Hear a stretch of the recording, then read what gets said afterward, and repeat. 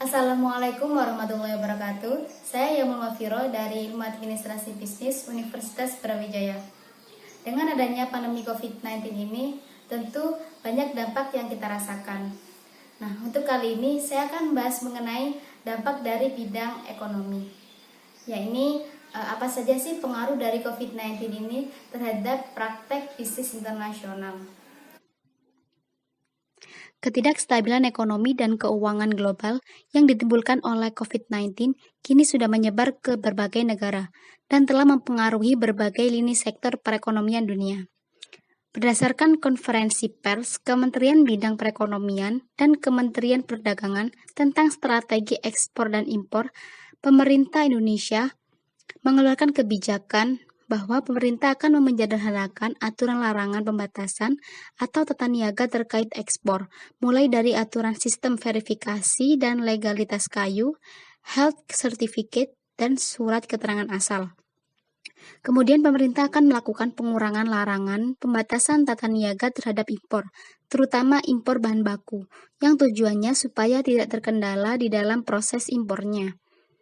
Selanjutnya, pemerintah akan melakukan percepatan proses impor terhadap 50 importir yang terpercaya untuk memperlancar pemasukan bahan baku dan bahan penolong industri. Kemudian pemerintah akan mengurangi logistik cost, melakukan efisiensi di dalam proses logistik dan dengan cara mendorong nasional logistik ekosistem. Pandemi ini juga dirasakan industri yang mengandalkan impor bahan baku dari Cina seperti Indonesia, yang merupakan salah satu negara yang cukup bergantung pada Cina terkait kebutuhan bahan baku. Menteri Keuangan Sri Mulyani mengatakan bahan baku industri manufaktur tanah air masih bergantung sekitar 20-30%, bahkan 50%. Pemerintah pun berdasarkan perintah Presiden akan mempermudah perusahaan Indonesia untuk melakukan impor bahan baku produksinya. Beberapa industri mulai terganggu dengan adanya dampak wabah virus ini. Salah satunya industri tekstil dan produk tekstil. Karena industri yang memproduksi bahan baku asal Cina ini mulai menghentikan operasinya. Sehingga industri nasional harus mencari bahan baku dari negara lain. Tentu hal ini akan mempengaruhi harga dan akan mempengaruhi juga terhadap daya saing industri itu sendiri.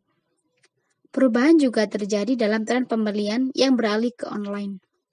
Platform belanja digital mencatat fenomena perubahan pola penjualan di tengah wabah corona. Banyak toko retail konvensional menjual barangnya sekarang dengan cara online.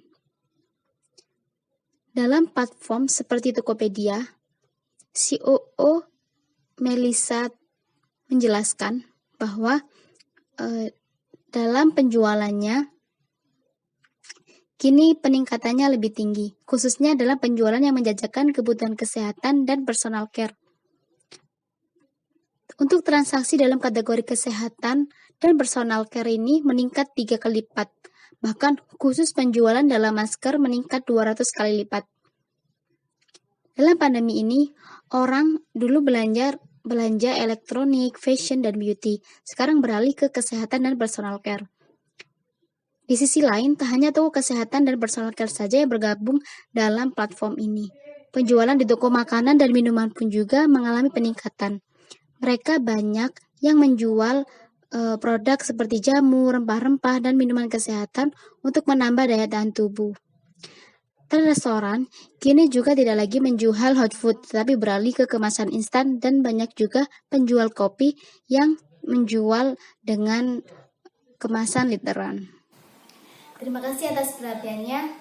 Semoga bermanfaat. Wassalamualaikum warahmatullahi wabarakatuh.